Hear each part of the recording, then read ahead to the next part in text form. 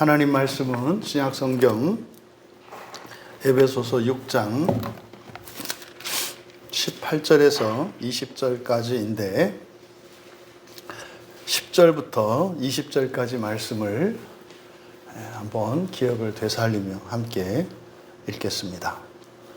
끝으로 너희가 주 안에서와 그 힘의 능력으로 강건하여지고 마귀의 간계를 능히 대적하기 위하여 하나님의 전신갑주를 입으라. 우리의 씨름은 혈과 육을 상대하는 것이 아니요 통치자들과 권세들과 이 어둠의 세상 주관자들과 하늘에 있는 악의 영들을 상대함이라. 그러므로 하나님의 전신갑주를 취하라. 이는 악한 날에 너희가 능히 대적하고 모든 일을 행한 후에 서기 위함이라. 그런즉 서서 진리로 너희 허리띠를 띠고 의의 호심경을 붙이고 평안의 복음이 준비한 것으로 신을 신고 모든 것 위에 믿음의 방패를 가지고 이로써 능히 악한 자의 모든 불화살을 소멸하고 구원의 도구와 성령의 검 곧 하나님의 말씀을 가지라. 모든 기도와 간구를 하되 항상 성령 안에서 기도하고 이를 위하여 깨어 구하기를 항상 힘쓰며 여러 성도들을 위하여 구하라. 또 나를 위하여 구할 것은 내게 말씀을 주사 나로 입을 열어 복음의 비밀을 담대히 알리게 하옵소서 할 것이니 이 일을 위하여 내가 쇠사슬에 매인 사신이 된 것은 나로 이 일에 당연히 할 말을 담대히 하게 하려 하심이라. 아멘. 기도와 간구로 완성되는 전신갑주라는 제목으로 말씀을 나누고자 합니다. 또 이것이 10절에서 에베소서 6장 10절에서 시작되었던 전신갑주에 대한 이 말씀의 끝맺음이기도 합니다. 본문의 말씀을 우리가 살펴보기에 앞서 그리스도인은 어떤 사람인가 하는 것에 대해서 우리가 생각해 보아야 합니다. 그리스도인이란 어떤 사람을 말하는가? 여러 가지가 있겠습니다만 존재론적인 측면이 있겠고 인격적인 측면이 있겠고 인생관이나 여러 가지 그리스도인의 특성을 이야기할 수 있는 것이 많이 있습니다. 근데 오늘은 그리스도인이란 어떤 사람인가 라고 했을 때 세상 사람들, 다시 말해 예수님을 그리스도로 영접하지 않은 사람들과 차별되는 이 거룩함이 있는데 그 거룩함에 구별되는 그 특성 중에 하나가 무엇이냐면 인생의 이치, 세상의 이치를 아는 겁니다. 그러니까 왜 이 세상이 이렇게 돌아가고 또 자기가 속해 있는 시대와 그런 민족, 심지어는 좁게는 우리들의 가정과 또 나 개인의 인생에 일어나는 이 모든 일들의 그 원인과 또 그 결과를 알고 또 그 대처할 수 있는 방법을 아는 것이 그리스도인입니다. 그래서 이게 지혜로운 사람들이란 말이에요. 우리가 지금 살펴보고 있는 이 전신갑주에 대해서 가르쳐 주신 이 말씀은 지금 에베소 교회에 썼던 편지의 마지막에 해당하는 부분이에요. 그러니까 사실은 이것은 매우 실제적인 교훈을 담고 있는 그런 말씀입니다. 왜 사람들이 이 세상을 살아가며 이렇게 불행한 일을 겪고 마음 아프고 그리고 뜻대로 살 수 없고 또 왜 그렇게 오해하고 미워하고 이렇게 살아갈 수밖에 없는가? 사실은 그 원인이 무엇인지 이 본문에서 우리에게 가르쳐 주고 또 그러면 그것은 어쩔 수 없는 숙명론이 아니라 고칠 수 있다는 겁니다. 막을 수 있다는 겁니다. 심지어 그런 과정, 그런 고통받고 불행한 중에 있는 사람들을 구원할 수 있다는 겁니다. 누가요? 그리스도인이요. 그리스도인이. 그러면 왜 그런 일이 일어나며 어떻게 그것을 그런 사람들을 도울 수 있겠고, 내가 그런 상황에서 어떻게 벗어날 수 있는가에 대해서 말씀하고 있는 본문입니다. 그러니까요, 문제가 아니라 이 세상은 계속해서 문제가 일어나게 되어 있거든요. 계속해서 문제가 일어나게 되어 있습니다. 세상 모든 사람들이 그냥 가만히 그 자리에 있다 하더라도 문제는 생겨요. 왜요? 우리의 몸이 늙어갑니다. 약해져 갑니다. 그러니까 문제는 피할 수가 없는 거예요. 세상에 거짓말 중에 하나가 뭐냐면 문제를 예방할 수 있다는 거예요. 여러분, 근본적으로 모든 문제는 예방하기 위해 있는 게 아니에요. 그런 문제가 우리에게 다가올 때 극복할 수 있도록 문제를 하나님이 두신 거지, 그 문제를 피할 수 있는 길을 찾는 것이 그리스도인이 아니다 이 말이에요. 그래서 세상 사람들은 문제를 피하는 방법에 대해서 관심을 갖고 그것을 위해서 살아간다고요. 늙어서 돈 떨어져서 병원 못 가지 않도록 노후 대책을 하고, 늙고 돈을 경제 능력을 상실했을 때 자식들로부터 버림받아도 먹고 살 수 있도록 보호 대책을 마련하고, 이게 세상에서 우리에게 이야기하는 거예요.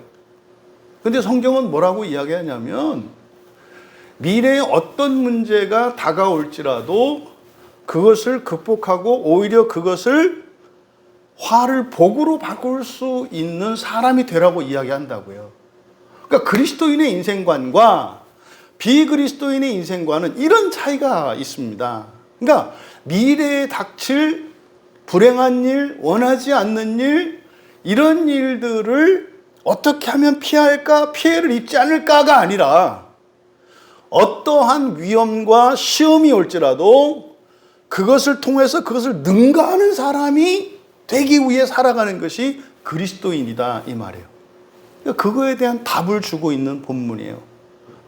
그러니까 이거는 여러분들이 현재 안고 있는 모든 문제, 그리고 여러분들이 과거에 겪었던 모든 아픔과 후회되고 아쉬웠던 모든 것들, 심한 경우 상처가 되어서 여전히 현재의 나의 인생의 기쁨과 하나님의 그 은혜를 누리지 못하게 하는 이 걸림돌과 같은 그 무엇, 이것들을 극복하고 해결할 수 있는 구체적인 지혜를 주고 있는 본문이다 이 말이에요.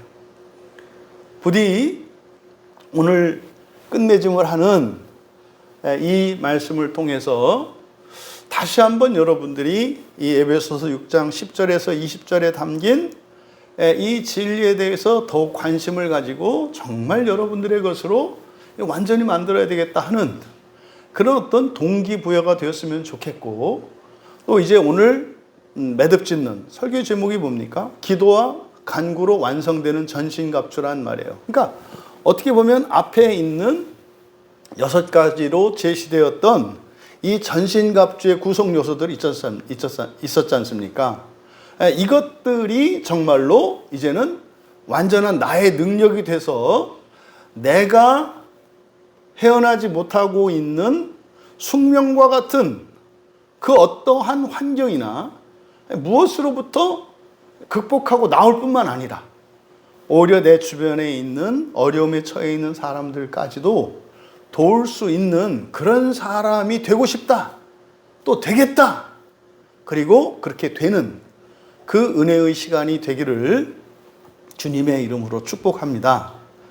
그러니까 지금 18절은 이제 우리말 성경으로는 17절과 18절이 끊겨 있어요. 17절에 가지면 보면은 말씀을 가지라 이렇게 있지 않습니까? 구원의 투구와 성령의 검 곧 하나님의 말씀을 가지라. 마지막 5번째, 6번째 전신갑주의 그 구성 요소를 이야기한 거예요. 근데 문장은 여기서 끝나지 않습니다. 이게 18절로 계속 이어지는 거예요. 그러면 17절의 끝에 성령의 검 곧 하나님의 말씀 이렇게 돼 있지 않습니까? 그러면 하나님의 말씀을 가져라. 그럼 여러분 어떻게 하나님의 말씀을 가지겠습니까? 이게 이제 그동안 사람들이 생각한 것은 뭐였습니까? 성경 암송하고 성경을 읽고 이렇게 했단 말이에요. 근데 한번 여러분의 경험을 떠올려 보세요.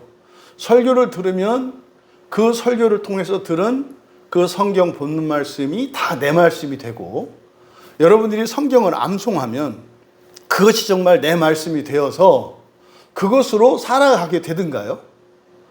그것의 일부잖아요, 사실은. 그러니까 전체 6가지 전신갑주의 구성 요소 가운데 5가지는 다 방어수단이에요. 방어수단입니다. 그리고 유일하게 한 가지만, 성령의 검, 하나님의 말씀만 유일하게 공격무기예요. 그러면 말입니다, 6가지 전신갑주의 구성 요소를 다 갖췄어, 우리가.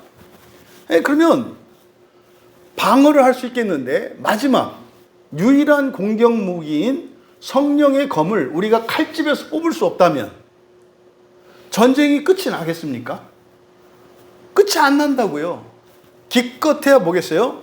나 하나 버티겠죠. 왜? 나머지 5가지의 전신갑주의 구성 요소는 원수들의 공격으로부터, 마음의 흔들림으로부터 나를 지켜내서 버티게 할 거거든요. 그러니까 5가지 이 전신갑주의 구성 요소는 나 개인의 구원을 이루는데 충분한 요소예요. 그럼 마지막 이 6번째 구성 요소는 공격무기입니다. 공격무기니까 악의 근원 자체, 시험과 유혹, 이런 환난과 불행의 원인 자체를 제거하는 거란 말이에요. 우리나라가 가난할 때가 있었어요. 우리 나라 전체가. 그러면 이 나라의 고질적인 악이 가난이었을 때가 있다 이 말이에요. 그러면 이 가난을 없애기 위해서는 나라 경제가 발전해야 하는 거예요. 마치 5가지 방어 무기는 뭡니까? 나라는 가난하더라도 나 하나만큼은, 우리 집만큼은 그냥 어려움 없이 살아가는 거예요. 이게 방어 무기예요. 이해되시겠죠? 우리나라가 그렇게 가난하던 때에도 다른 사람들은 상상할 수 없는 호사를 누리며 살아가던 부유층이 있어요. 이게 이 5가지 방어 무기다 이 말이에요. 그러니까 나는 해를 입지 않을 수 있고, 나에 속한 가족들, 교회, 공동체, 집단은 안전을 유지할 수 있는, 이게 방어 무기의 효력이라면, 그러면 가난 자체를 이 나라에서 없애면 어떻게 되겠습니까? 나뿐만 아니라 내 주변에 있는 모든 이들과 나라 전체가 가난에서 벗어나지 않겠어요? 그러니까 한 50년 전 거슬러 올라가면 우리나라가 가난한 나라 중에 하나에 속했단 말이에요. 그때 이 땅에 교회가 세워지고 하면서 예수 그리스도의 복음이 막 선포되고, 예수님을 믿으면 이런 거구나, 가난하다 하더라도 절망하지 말고 소망을 가지고 살아가야 되겠구나, 열심히 신앙생활하던 때가 있었어요. 그래서 절망할 수밖에 없었던 사람이 다시 한번 힘을 내고 용기를 내서 살아가던 그런 시대가 있었습니다. 그런데 이제 말씀의 검을, 성령의 검을 가지고 하나님의 말씀으로 이 그리스도인들이 힘을 낸 겁니다. 그래서 어떻게 해요? 이 가난이라고 하는 이 죄의 근원을 물리쳐 버린 거예요. 그래서 어떻게 된 거예요? 이 나라가 잘 살게 된 겁니다. 그래서 마지막 이 공격 무기는 나를 위한 것이기보다는 그 모든 이런 죄와 악의 근원을 제거하는 것이기 때문에 이것은 공동체를 위한 것이고 사명과 관련되어 있는 겁니다. 하나님이 그냥 하늘에 계셨다면 아무 문제가 없으시잖아요. 근데 사람이 되셔서 이 세상으로 오신 것은 사실은 공격하신 거거든요. 세상의 공중권세를 잡은 자들, 이 사단 마귀들을 멸하기 위해서 공격하기 위해신 거다 이 말이에요. 근데 그게 뭐예요? 말씀이라고요, 말씀. 그러면 그 말씀의 능력을 어떻게 우리가 가질 수 있는가? 이게 관건이다 이 말이죠. 여러분들이 하나님의 말씀을 가지면, 여러분들이, 그러면 그 능력으로 악의 모든 원인들을 제거할 수 있어요. 여러분 개인과 여러분 가정, 또 우리나라의 이런 공동체적인 죄악들과 원죄들을 없앨 수 있는 게 뭐예요? 바로 성령의 검인 하나님의 말씀이다 이 말이에요. 그러니까 하나님이 없애주셔야 되는 것은 맞습니다만 하나님이 그런 것을 없애는 방식이 어떤 방식이에요?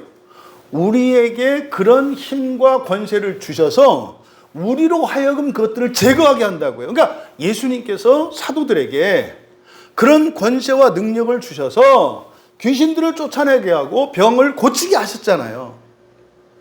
여러분, 여러분의 인생을 여러분이 고칠 수 있도록 하나님이 힘을 주셔서 그 힘과 능력으로 여러분의 인생을 고치게 하시지, 여러분들이 적극적으로 여러분의 인생을 고치려고 하지 않을 때 하나님께서 일방적으로 고친다고 하는 이런 생각은 매우 잘못된 생각입니다. 그건 미신적인 생각이에요. 마치 하나님께 비나이다 비나이다 비나이다 하면 어쩌면 감동해서 해 주실지도 모른다고 하는 이 미신적 사고가 이 교회 안에서 떠나지 않아요. 성경은 그렇게 말씀하지 않는다니까요. 여러분들에게 칼을 주셔서 그 칼로 마귀들을 물리치시게 한다 이 말이에요. 그러니까 지금 오늘 18절부터 살펴볼 내용은 어떻게 우리가 하나님의 말씀을 검으로 만들어서 그 검으로 이 공중권세 잡은 마귀들을 물리치며 나를 통해서 내 주변과 심지어 내 인생의 과거 속에 있는 이런 모든 악의 근원들을 제거하고 더 나아가 공동체적으로 하나님의 구원의 은혜와 유익을 나눌 수 있게 하는 것에 대한 구체적인 답을 주는 본문이다 이 말이에요. 그러면 18절의 시작, 모든 기도와 간구를 하되, 여기를 밑줄을 치시고 이렇게 끊으십시오. 이게 핵심이에요. 모든 기도와 간구를 하되라고 번역이 되어 있습니다만 이걸 그대로 직역하면 모든 기도와 간구를 통하여 이렇게 됩니다.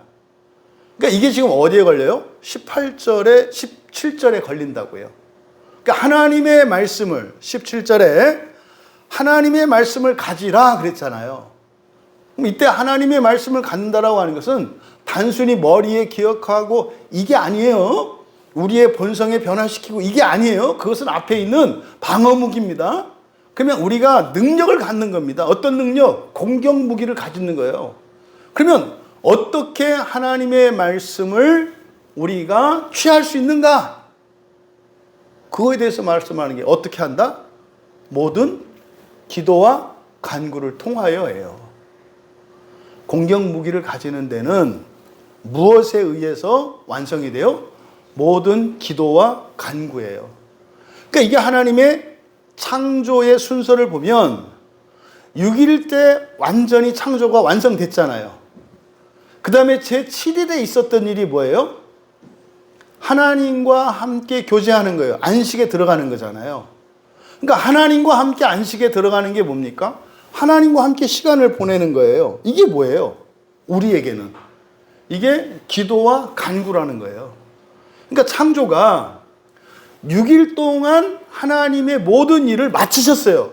실제적으로는 마쳤다고요. 그런데 제7일째 하나님이 안식을 주신 것은 하나님과 함께 함으로써 제8일로 시작되어지는 새 창조의 시작을 위한 것이었어요. 그러니까 바로 제7일째의 안식은 8일의 새 창조로 나아가기 위한 사실은 공격력, 힘과 능력을 갖는 거였다. 쉼의 목적은 우리의 본성을 바꾸고 우리에게 권세와 권능이 새로워지도록 하기 위한 거예요. 그래서 일주일에 하루를 우리가 주일이라고 하고 일요일을 주일에 예배를 드렸을 때 주일 예배를 통해서 여러분들에게는 뭐요? 하나님의 말씀이 성령의 검이 되셔야 돼요. 그래서 그 전주까지는 공격하지 못하고 극복하지 못했던 전선에 나아가서 여러분들이 하나님의 말씀인 성령의 검으로 여러분들의 한계를 넘고 이 나라와 민족의 한계를 뛰어넘는 그런 전투의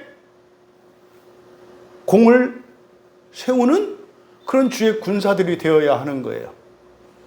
그러면 매 주일마다 한번 생각을 해보자고요.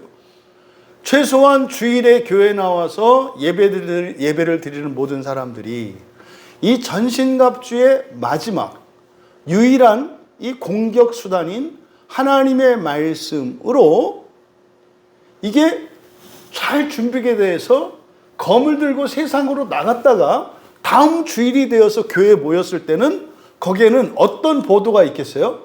승전 보도가 있겠죠. 각자의 삶의 자리에서 하나님의 말씀을 가지고 그 하나님의 말씀의 능력을 경험한 생생한 실제적인 경험담이 교회 안에 있을 거다 이 말이에요. 물론 거기에는 예기치 않았던 강한 적이 나에게 달려들어서 내가 상처를 입고 내가 그 전투에서 패배한 일도 있을 거예요. 그게 뭡니까? 그게 죄와 허물이에요. 내 능력이 없어서인지 아니면 내가 나에게 있는 능력을 다 발휘하지 못해서인지 왜 그것을 발휘하지 못했는지 그래서 이길 수 있는 싸움을 내가 잘못 판단해서 싸운 것이었다면 그걸 깨닫고 바로 잡아서 다시 싸움에 나가는 거죠.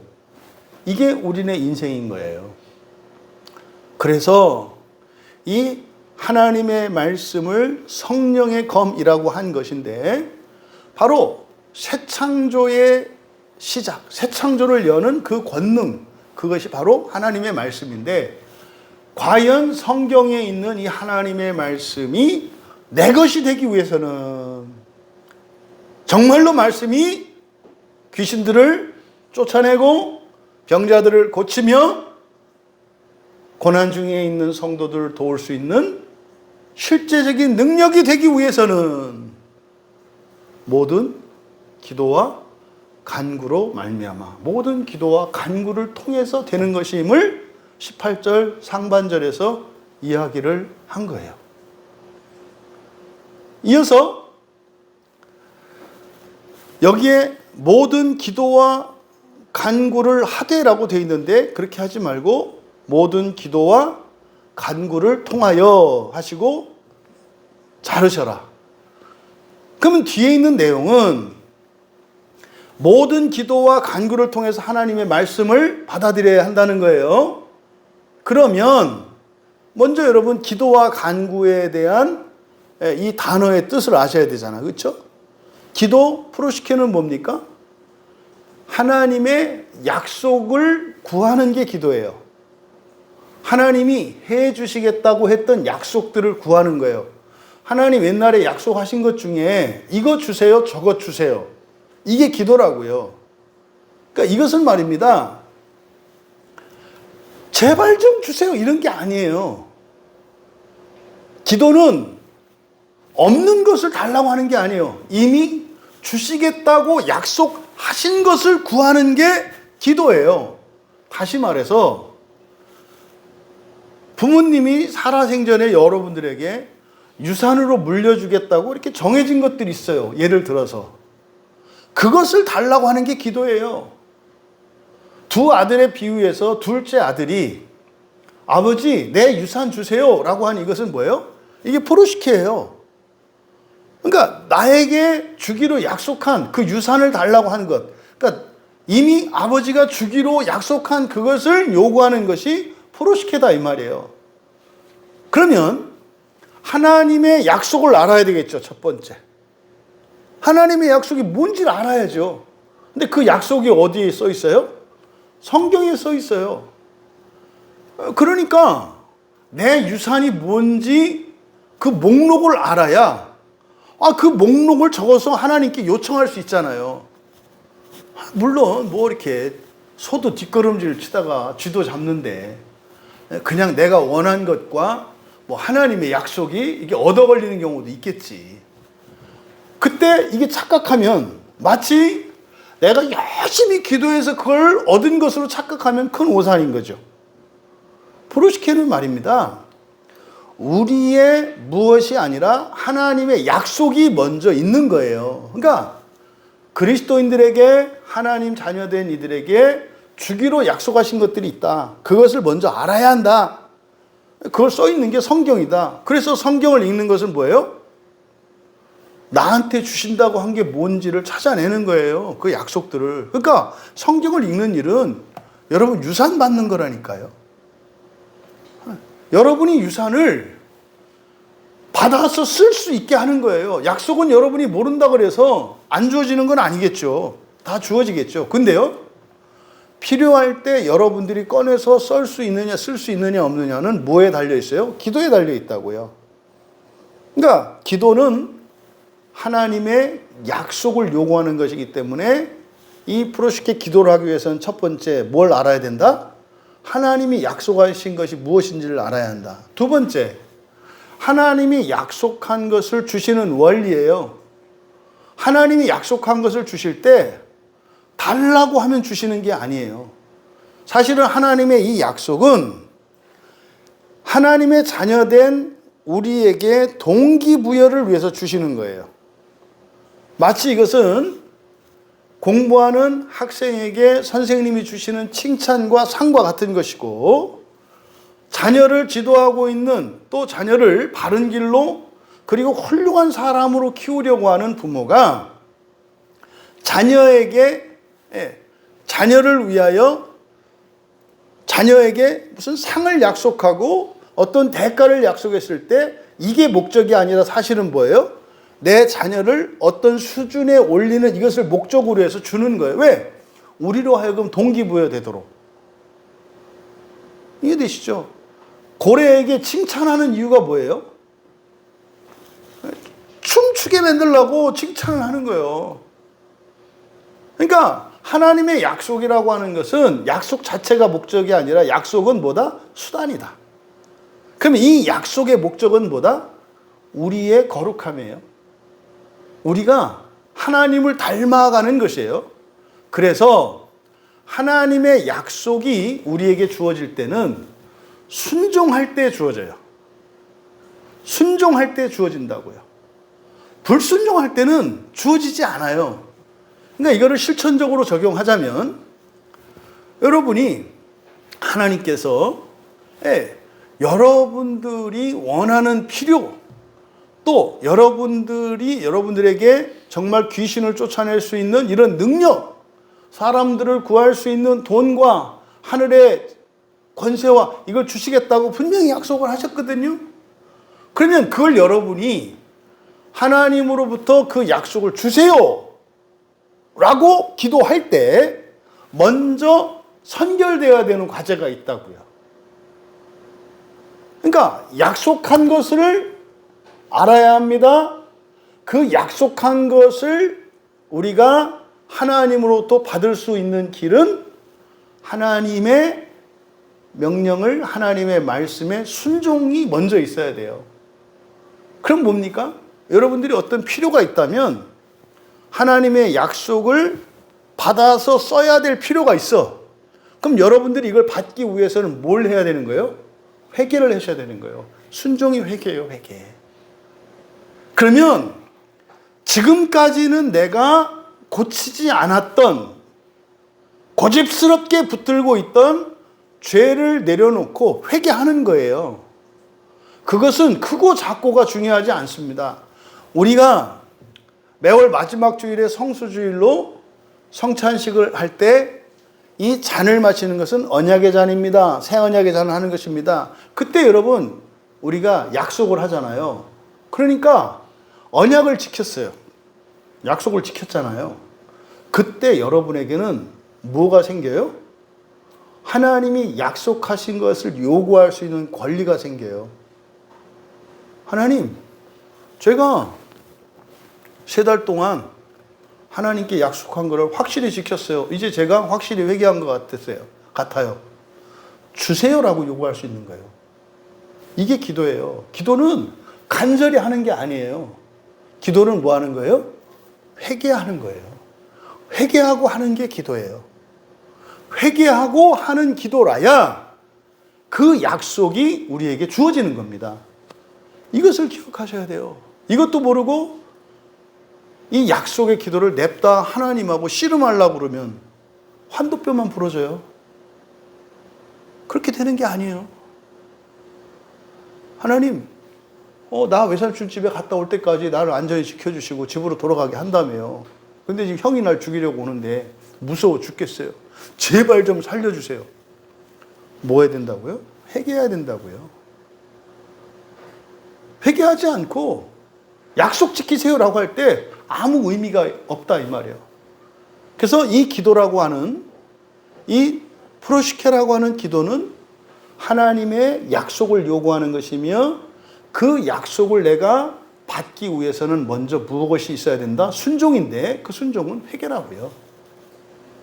그러니까 늘 하던 거를 하니까 이렇게 하는 게 아니죠.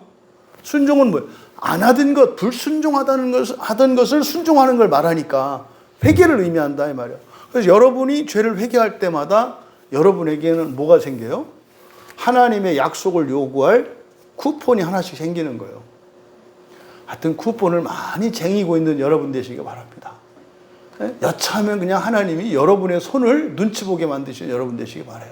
그래서요, 회개하고 순종은 많이 했는데 아직 요구는 안 했어. 그럼 뭐요?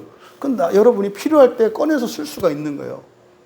하나님, 지난번에 제가 죄를 깊이 깨닫고 회개하고 그냥 회개한 것으로만 감사했지 하고, 그것에 대한 약속을 하나님께 내가 요구하지 않았잖아요. 그때 그거 우리 지체를 위해서 주세요. 이렇게 요구할 수 있는 거예요.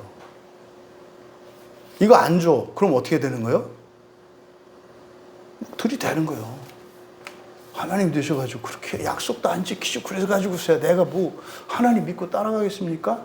이게 시편에 있는 대부분의 기도예요. 막 발광하는 것 같은 기도 있잖아요. 막 이거는 말도 안 되는 기도들 있잖아요. 그런 기도 앞에는 사실은 뭐가 있는 거예요? 회개가 있는 거예요. 회개하면 이렇게. 그러니까 엄마 아빠가 그랬단 말이에요. 이번에 너 산수 100점 맞으면 뭐 준다 뭐 이렇게 얘기를 했단 말이에요. 그래서 막 100점 맞았어요. 뭐 어떻게 하는 거예요? 막 다 하려고 생떼를 뜨고. 그거 잘못하는 거 아니에요. 누가 잘못한 거예요? 안 주는, 약속 안 지키는 부모가 잘못한 거예요. 하나님 아무 소리 못해요. 나중에 알고 보면 시간 늦춰질 때 그것 때문에 오히려 더 많은 사람들에게 유익이 돌아가게 된다는 걸 알게 되지. 어쨌든 약속의 기도는 회개를 동반하는 기도다. 그리고 그것은 없는 것을 구하는 것이 아니라 하나님이 약속한 것을 요구하는 거다. 두 번째 간구가 뭡니까? 이 데이시스라고 하는 이 간구는, 그럼 하나님이 모든 걸 약속하지 않았다고요. 아예 하나님의 말씀이 기록될 때 뭐 스마트폰, 아파트 뭐 이런 게 있었습니까? 그때야 뭐 동글 뭐 이런 거고 봉화 뭐 이런 거 있을 때지. 그러니까 모든 약속이 성경 안에 다 있지 않아요. 그러니까 문명이 발전하고 과학기술이 발전하면서 새로운 이런 문화가 만들어지고 이런 문명의 이기들이 만들어지니까 또 우리의 새로운 필요들이 생기게 되잖아요. 그러니까 앞으로 일어날 무궁무진한 변화에 따라서 우리들의 필요를 또 하나님께 요구하는 거 있어요. 이게 데이시스, 이게 간구란 말이에요. 많은 사람들이 혼동하는 게, 뭐 많은 사람들이기보다는 뭐 제가 옛날 집사 때 이렇게 생각했어요. 기도는 그냥 하는 거고 간구는 간절히 기도하는 거라고 생각을 했었어요. 그 이름이 그렇게 의심하기 좋게 돼 있잖아. 기도, 간구. 그러니까 기도는 그냥 이렇게 주세요 이렇게 기도하는 거고, 간구는 그냥 간절히 기도하는 거고. 또 그렇게 하니까 또 맞는 것 같아. 그래서 왜 기도할 때 그렇거든. 모든 기도를 내가 간절히 기도하지는 않거든. 근데 그게 아니라 간구는 뭐다? 필요를 구하는 거예요. 그러니까 여러분의 모든 필요를 구할 수가 있어요. 모든 필요를 구할 수가 있다고. 그러면 이 데이시스, 간구의 기도는 사실은 가장 중요한 게 뭐냐면 그것이 나에게 선한가예요. 그것이 나에게 선한가. 여러분, 자식이 독사를 달라 그러면 주겠어요? 절대로 줄 리가 없어요. 3살 배기한테 수류탄을 달라 그러면 주겠어요? 절대 그럴 리가 없다고요. 중학교 1학년짜리에게 자동차 키를 달라고 한다고 주겠냐 이 말이에요. 안 주죠. 그래서 간구의 기도, 이 데이시스, 이 간구의 가장 중요한 것은 뭡니까? 내가 구하는 그것이 선한 것인가를 아는 게 중요해요.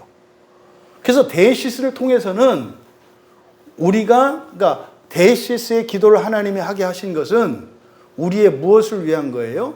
분별력과 판단력이에요. 선악을 아는 기준. 그리고 그것이 나 자신의 필요를 채움으로써 다른 누군가에게 고통을 주는 것이라면 절대적으로 선한 게 아니잖아요. 그래서 상대적인 선, 절대적인 선, 개인적인 선, 공동체적인 선, 현재적인 선, 과거와 미래적인 선, 이런 것들을 우리들이 깨달을 수 있도록 사실은 우리의 인격성을 온전케 하시기 위하여 데시스의 기도를 우리에게 허락하신 거예요. 그러니까 이 기도와 간구의 의미를 먼저 아시고, 그러니까 이 기도와 간구를 통해서 하나님의 말씀이 비로소 뭐가 된다? 우리의 능력, 검이 된다 이 말이에요. 이게 지금 18절의 상반절에 있는 맨 앞에 있는 그 말씀입니다. 모든 기도와 간구를 통해. 그러니까요, 이때 모든 기도와 간구라고 하는 것은 뭡니까? 어떤 것이라도잖아요. 모두 다 해야 된다는 얘기가 아니죠. 어떤 것이라도, 어떤 약속이라도 붙들고 기도한다면, 어떤 필요를 위해서 기도한다면 뭐가 된다? 하나님의 말씀이 너의 능력이 되고 성령의 검이 된다라고 가르쳐 준 거예요. 그러니까요, 기도가 없고서는 성경을 아무리 다 외우고 그것을 줄줄이 가르치는 사람이라 할지라도 그것이 그 사람에게 검이 되진 않아. 무슨 말입니까? 구원의 능력이 되지는 않는다 이 말이에요. 여러분, 기도와 간구를 하게 되면 하나님의 말씀으로 하나님의 말씀을 우리가 가지게 되고, 하나님의 말씀을 우리가 가지게 되면 사실은 성령께서 그 말씀으로 역사하시는 거잖아요. 우리가 변하거든요. 우리 본성이 변해요. 우리 본성이 바뀌면 그 결과로 우리에게 더 영적인 권세와 능력, 그리고 현재적이고 현실적이고 물질적인 이런 힘과 능력, 이런 것들도 갖추게 된다는 것을 우리가 기억해야 합니다. 그러니까 성경만 가지고 되는 것이 아니라 뭐다? 기도와 간구로. 이때 기도와 간구는 어떤 기도이든 어떤 간구이든 상관이 없다. 왜요? 이건 수단이니까. 그래서 하나님의 어떤 약속의 말씀을 붙들고 여러분이 그것을 위해서 회개하고 기도를 하시든, 또 여러분의 어떤 필요를 가지고, 이것이 소소한 것이고 개인적인 것이고 뭐 그렇다 하더라도 어쨌든 여러분의 필요를 가지고 기도한다면 그것의 효과는 뭐다? 말씀이 나의 능력이 된다는 거예요. 이게 18절의 맨 앞에 있는 말씀이에요. 그럼 이제 뒤에 이어지는 내용은, 그러면 어떻게 기도를 해야 되고 어떻게 간구를 해야 되는가를 설명하는 거예요. 뒤에 있는 내용은. 그러니까 기도와 간구의 의미는 아셨잖아. 그죠? 그러니까 대략 그런 내용인 거예요. 근데 여기서 이제 밝히는 겁니다. 그러면 기도와 간구로 하나님의 말씀을 내가 가질 수 있다 그랬는데 어떻게 기도해야 되나요? 어떻게 간구해야 되나요? 라고 하는 질문이 나오는 것은 자연스러운 질문이에요. 만약 정말로 성령의 검을 가지고자 하는 사람이라면. 근데 그게 없어. 질문이 없어. 그러면 그 사람은 어떤 사람이에요? 그런 성령의 검을 하나님의 말씀으로 구원하는 능력을 가지기를 원하지 않는 사람이에요. 그러면은 전신갑주가 완성이 안 된다 이 말이에요. 그러면 사실 6일째 창조, 다시 말해서 뭐 모든 것을 다 갖추고 있는 것 같은데 진정으로 행복하거나 만족하거나 영광스러운 삶을 살지는 못한다 이 말이에요. 그러니까 그런 사람들이죠. 일례로 교회 안에 있어요. 기본적인 경건의 실천과 종교적인 의무들을 다 합니다. 인격적으로 뭐 큰 문제가 없어요. 재정적으로, 가정적으로 큰 필요가 없어요. 근데 뭐 하는 거예요? 그냥 나, 우리 가족, 우리 교회, 내가 맡은 일, 그것만을 위해서 이렇게 살아가는 삶이죠. 그러니까 인생을 다 살고 마지막 날에 딱 주님 앞에 가는데 이 사람이 말하자면 달란트 비유에서 어떤 달란트를 가진 사람이에요? 한 달란트를 받은 사람이에요. 한 달란트를 받은 사람으로서 자기는 예수 그리스도 안에서 너무나 기쁘고 감사한 인생을 살았어. 아, 주님 왜 이렇게 야단치고 그러세요? 전 정말 주님만으로 만족하고 하나님한테 불평한 적도 없고 원망한 적도 없고, 그리고 뭐 구체적으로 내가 이렇게 하나님한테 기도하고 뭐 그런 거 없잖아요. 내가 다 알아서 했잖아요. 알아서 한 정도가 아니라 사람들을 섬기고 사람들을 위해서 살았잖아요. 왜 이러세요? 너는 뭐하다? 그냥 땅 속에 묻어둔 한 달러한테 넌 근데 어떻게 그때와 지금 그대로냐? 너 방부제 너무 발라있다. 그거 좀 닦아내자. 이렇게 지옥에 던진다는 거 아닙니까? 기억하셔야 돼요. 전신갑주의 완성은 성령의 검을 가지는 것인데, 성령의 검은 결국 뭡니까? 구원하는 인생을 살아가는 거예요. 예수님이 마지막에 제자들을 파송했던 것처럼. 그러니까 처음부터 그렇게 되려고 할 필요는 없어요. 우선 보다 나의 안전을 위해서 살아야 돼. 이 5가지의 나를 지키고 보호할 수 있는, 그래서 이렇게 평화로운 일상과 삶을 유지할 수 있는 개인의 생활, 가정생활, 회사, 그러세요. 여러분 가정을 안정시키고 여러분 회사를 안정시키고 하는 일들이 필요하다 이 말이에요. 교회를 안정시키고, 이게 일종의 뭡니까? 5가지 방어용 무기란 말이에요. 흔들리지 않는 그런 구원의 기쁨으로 말이죠. 살아가고. 그래서 그 다음에 이제 나아가야 될 게 뭡니까? 이게 사실은 요한복음 10장에서 얘기하는 선한 목자의 삶으로 나가야 되는 거잖아요. 선한 목자의 삶으로 나가려면 뭐합니까? 구원하고 인도해야 되니까 어디로 가야 되는지 목적지도 알아야 되고, 또 양의 상태를 보면 필요한 게 뭔지 알아서 채워줘야 되고, 이게 능력이다 이 말이에요. 그 능력을 갖추는 최종적인 그런 성령의 검, 하나님의 말씀을 가지는 거에 대해서 지금 설명하고 있는데, 그게 기도와 간구인데, 그럼 어떻게 기도하고 간구해야 되는가를 뒤에서 설명하고 있는 내용이에요. 어떻게 기도하고 간구하는가? 밑줄을 쳐보세요. 항상이라고 돼 있잖아요. 항상이라고 돼 있는데, 이 항상이 모든 때에 이렇게 돼 있습니다. 모든 때에.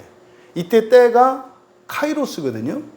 근데 그냥 항상이라고 하지 않고 모든 때에, 모든 카이로스에 이렇게 한 것은 뭐냐면 모든 하나님의 때에 라는 뜻이에요. 그러니까 항상 하는 게 초점이 아니라 무엇이 초점이에요?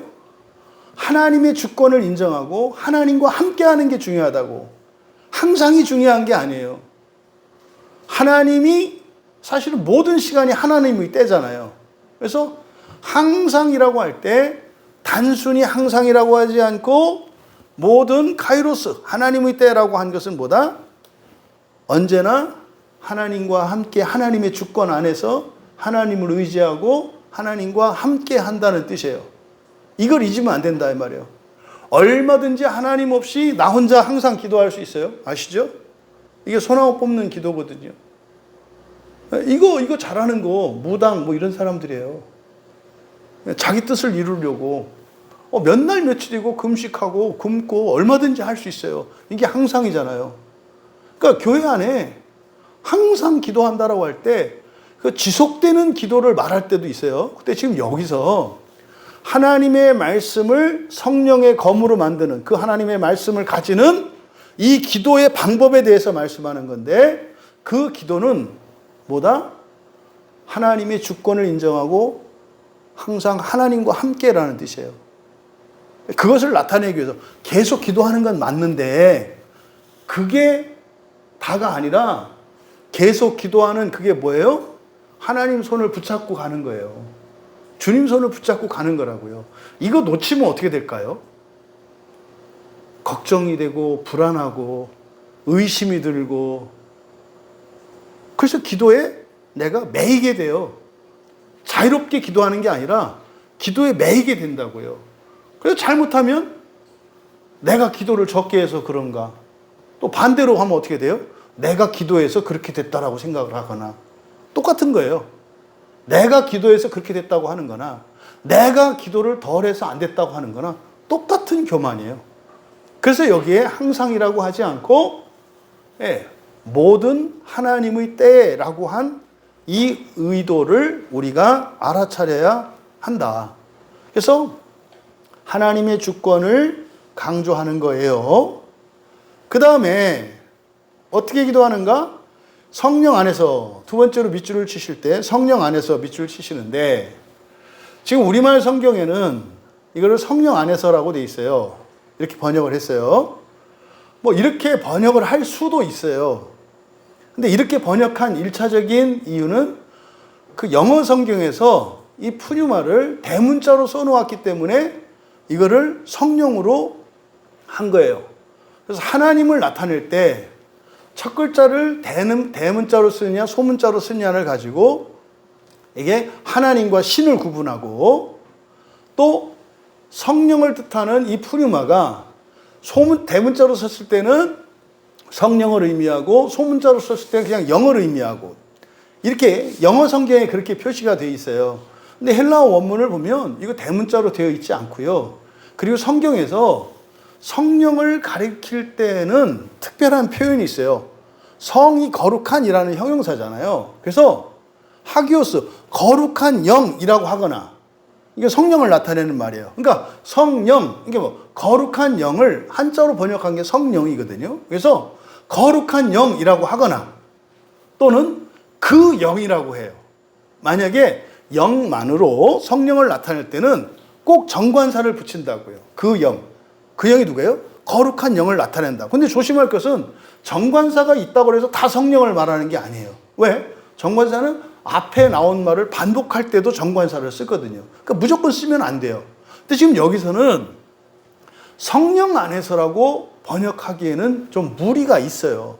근데 뭐 이거 성령 안에서라고 뭐 번역을 해도 뭐 큰 은혜롭게 이걸 얼마든지 우리가 받아들일 수는 있어요. 뭐 틀린 건 아니겠죠. 만약에 성령 안에서라고 했을 때는 뭐 성령의 전능하심으로 그 기도가 반드시 이루어질 것을 믿으면서 하는 거겠지. 이게 성령 안에서라고 번역한 말의 의미일 거예요. 근데 문제는 헬라어 원문에서 이거를 성령으로 번역하기에는 좀 무리가 있다. 그래서 이걸 뭐라고 그냥 영이라고 번역을 해야 돼요. 영. 그러면 영으로, 영 안에서가 아니라 영으로, 왜? 이 N, 영어의 in에 해당하는 이 전치사가 도구의 의미를 가진단 말이에요. 그래서 그때는 그러면 영으로가 되는 거예요. 영으로. 그러니까 어떻게 기도해라? 모든 하나님의 때에, 그러니까 항상이라는 뜻인데 하나님의 주권을 인정하면서 기도하라는 뜻이라고 했어요. 또 영으로예요. 영으로. 영으로 기도와 간구를 하라는 거예요. 그러면 영으로 기도한다? 그럼 여러분, 사람에게 영이라고 이야기했을 때는 사람의 이 존재 구성 요소를 이야기할 때 육체와 영혼, 그러니까 육체와 영으로 나눈단 말이에요. 그러니까 육체와 구별되는 개념이 영이에요. 우리는 육체와 영으로 구성되어 있잖아요. 그래서 우리가 죽으면 생명이 멸절되는 것이 아니라 이 육체의 기능이 중단되는 것을 첫째 죽음이라고 그래요. 그때는 우리가 육체가 죽으면 영으로만 살죠. 육체 없는 영으로만 산다고. 이게 영이에요, 영. 그러니까 여기서 영으로 기도해라 라고 하는 것은, 그러니까 뭐겠습니까? 육체가 아닌 영이라는 뜻이에요. 육체가 아닌 영으로.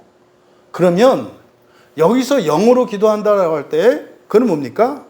기도의 행위를 말하는 게 아니다 이 말이에요.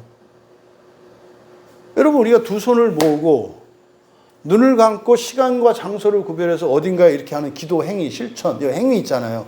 이게 아니다 이 말이에요. 그걸 구별하기 위해서 영으로라고 한 거예요. 왜요? 이 기도는 단순한 약속의 기도와 간구가 아니라 무엇을 위한 기도예요? 하나님의 말씀을 취하게 가지기 위한, 능력을 가지기 위한 기도예요. 근데 그때 프로시케와 데시스의 기도를 합니다만 이때 기도는 좀 차별화된다는 거예요. 어떻게 해야 된다? 영으로 해야 된다. 영으로라는 것은 아니라 앞에 생략된 게 보다 육체가 아니라 영으로라는 말로 이해를 해야 돼요. 그럼 영으로, 이게 사실 그러면 이게 추상적인 의미가 되기가 쉬워요. 여러분, 영으로 기도하는 게 뭐예요? 그러니까 뭐 이게 답답한 게 모르는 것도 아는데 아닌데 아는 것도 아니거든. 이게 답답한 거예요. 영으로 기도. 아, 이게 뭐야? 이게 자꾸 이렇게 미궁 속으로 들어가나? 영으로. 영으로 기도하는 게 뭔가? 그럼 이제 우리가 이거를 성경에서 찾아봐야 돼요. 영으로 기도한다라고 하는 말이 고린도전서 14장에 사용이 돼요.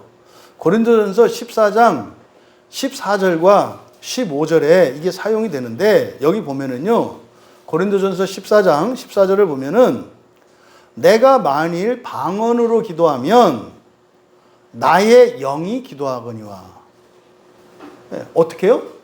방언으로 기도하면 내 영이 기도한다, 이렇게 말을 해요.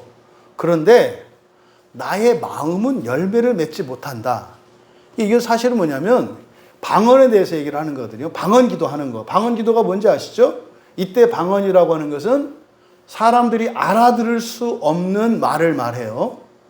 그러니까 소리를 내는데 이게 사람의 언어, 이 세상의 언어가 아니야. 그래서 알아들을 수가 없어. 그래서 그 방언으로 하는 기도를 고린도전서 14장에서 무엇으로 하는 기도라 그래요? 영으로 하는 기도다, 이렇게 말한다고요. 그 15절에 그렇게 돼 있잖아요. 내가 영으로 기도하고 또 마음으로 기도하며. 그러니까 영으로 기도한다라고 하는 것은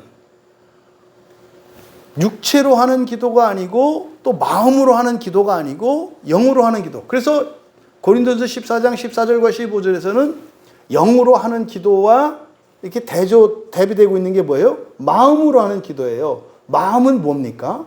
우리의 인격이거든요. 사람으로 육체로 하는 우리 인격성을 위해서 하는 기도예요. 근데 14절에 뭐라고 그랬어요? 영으로 기도하면, 그러니까 방언으로 기도하는 게 영으로 기도하는 건데, 영으로 이렇게 기도하면 내 마음은 열매 맺지 못한대요. 내 마음에 열매 맺지 못한다는 것은 뭡니까? 내 마음에 실제적인 어떤 유익이 없다는 뜻이에요. 내 마음에 실제적인 유익이 없다는 뜻이라고. 그래서 15절에서 영으로도 기도하고 무엇으로도 기도해라? 마음으로도 기도하라고 한 거예요. 그러면 실제적이고 현재적으로 열매를 맺는 것은 무엇으로 하는 기도가 열매를 맺어요? 마음으로, 현재적으로, 현재. 열매를 맺는, 내 마음에 열매를 맺는 것은 마음으로 하는 기도라고 한다고요. 이때 마음으로 하는 기도다라고 하는 것은 사실은 뭡니까? 우리의 인격성을 말하는 거죠. 인격성을 말하는 거라고요. 그래서 영으로 기도한다. 그러니까 고린도전서 14장에서 영으로 기도하는 것에 대해서 말씀하신 것은 현실 세계의 필요를 위해서 기도할 때는 마음으로 우리 인격적으로 하는 기도가 필요하다, 이 말이에요. 그러면 하나님 나라와 영적인 그 세계를 위해서 하는 기도는 무엇으로 해야 된다? 영으로 하는 기도가 필요하다. 근데 그 영으로 하는 그 기도는 이 세상에서 실제적인 유익이나 열매를 맺지 않는다, 이거예요. 그래서 바울 사도는 기도를 할 때 어떻게 해라? 영으로도 하고 마음으로도 해라. 그러면 마음으로 하는 기도는 육체로 하는 기도라고 이해할 수 있겠고, 인성을 위한 기도예요. 인성을 위한 기도. 내가 올바른 사람이 되고 완전한 사람이 되기 위해서 하는 기도. 이게 마음으로 하는 기도, 육체로 하는 기도, 현실의 어떤 효과, 열매가 나타나는 기도야. 근데 우리는 두 세상이 있다는 걸 알아. 이 세상뿐만 아니라 우리가 살아갈 하나님의 나라가 있다는 것을 알아. 그것을 위해서 할 때 영으로 하는 기도인데 이게 뭐래? 이게 방언 기도래요. 방언 기도가 유익이 있어요, 없어요? 있다고요. 어디에? 하나님 나라에. 그러면 우리가 해야 되는 기도는 두 기도가 다인데, 지금 에베소서로 돌아와서 지금 하나님의 말씀을 우리의 성령의 검이 되기 위하여 할 때, 그러면 성령의 검, 이 능력은 어디에서 유익을 유익이 있어요? 지금 여기서잖아요. 여기서 그 능력의 유익을 얻잖아요. 왜? 이거로 귀신들을 물리치니까. 그런데 이때 이런 유익은 마음의 열매, 다시 말해서 인격의 변화로 말미암는 어떤 열매로는 영적인 실체들을 이길 수 없다는 거예요. 이해되세요? 그래서 이때는 어떤 기도가 필요하다? 영으로 하는 기도. 근데 영으로 하는 기도가 바로 고린도전서 14장 14절에서 방언으로 하는 기도라고 했어요. 방언에 대한 이런저런 말들이 많은데 방언 기도가 필요하다 안 필요하다? 필요하다고 말하는 거예요. 그러니까 너무 방언에 이렇게 모든 걸 방언 기도를 하려고 하는 사람들이 있고, 어떤 사람들은 방언 기도를 하면은 뭐 이상한 신비주의하거나 이상한 어떤 광신자라고 생각하는데 성경은 그렇게 말하지 않아요. 방언 기도는 영이 하는 기도이고 이것은 하나님 나라 영적인 세계에서 열매를 맺는다. 마음으로 하는 기도는 인격의 기도고 육체의 기도인데 이건 뭡니까? 이거는 교회 안에 있는 사람들만 하는 기도가 아니에요. 다른 종교인들도 또 하잖아요. 기도의 능력을 맛보는 게 그리스도인만이 아니에요. 그러니까 여기서 우리가 알 수 있는 게 뭡니까? 다른 종교인들이 하는 기도와 그리스도인의 기도에 있어서 공통점은 마음으로 하는 기도는 누구나 다 할 수 있어요. 그러니까 마음으로 하는 기도는 현실적인 열매, 효과를 봐요. 그러니까 하나님이 마음으로 기도하는 모든 사람들의 기도는 들으신다는 것을 우리가 알 수 있어요. 이거는 예수 안 믿는 사람들도 들어주신다니까요. 근데 예수 믿는 사람들이 할 수 있는 기도는 뭐예요? 영으로 하는 기도인데 이게 방언으로 하는 기도라고. 그러면 그럼 또 그동안에 목사님이 방언 이런 얘기 안 했는데 오늘부터 이제 방언을 또 이제 해야 되나? 예. 성경이 분명히 이야기하니까 방언으로 기도하는 것이 필요하대요. 뭐 하기 위해서?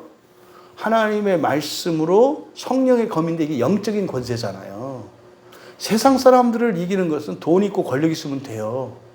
근데 공중권세를 잡은 이 악한 영들을 싸워서 이길 때는 세상의 돈과 무엇으로 되지 않아요. 뭘로 돼요? 영적인 힘으로 돼요. 그러니까 그때는 영으로 하는 기도가 필요하다 이 말이에요. 이게 방언 기도죠, 방언 기도. 어쨌든 에베소서나 고린도전서나 다 바울 사도께서 쓴 거니까 여기서 영으로 기도한다라고 하는 게 하나님의 말씀으로 하나님의 말씀을 내가 가지기 위해서, 다시 말해 공격 무기를 성경 말씀으로 공격 능력을 갖추기 위해서는 뭐가 필요하다? 영으로 기도하는 게 필요하다. 영으로 기도한다는 것은 고린도전서 14장 14절에서 방언으로 기도하는 거다라고 했다. 또 이렇게 또 샬라 하지 마시고 실제적으로 그렇게 나타나요. 그러니까 방언 기도라고 하는 것이 알아들을 수 없는 그런 소리로 나타나요. 근데 그 소리 자체가 중요한 게 아니에요. 그 뒤에서 이제 살펴보겠습니다만, 어쨌든 영으로 기도한다는 것이 무엇인지 여러분들이 파악을 하셔라. 그러면 사실은 이 영으로 기도하는 것의 목적은 뭡니까? 우리의 영성을 위한 기도인 거예요. 영성을 위한 기도라고. 인성을 위한 기도가 아니라 영성을 위한 기도라고. 영성을 위한 기도. 이게 영으로 하는 기도다.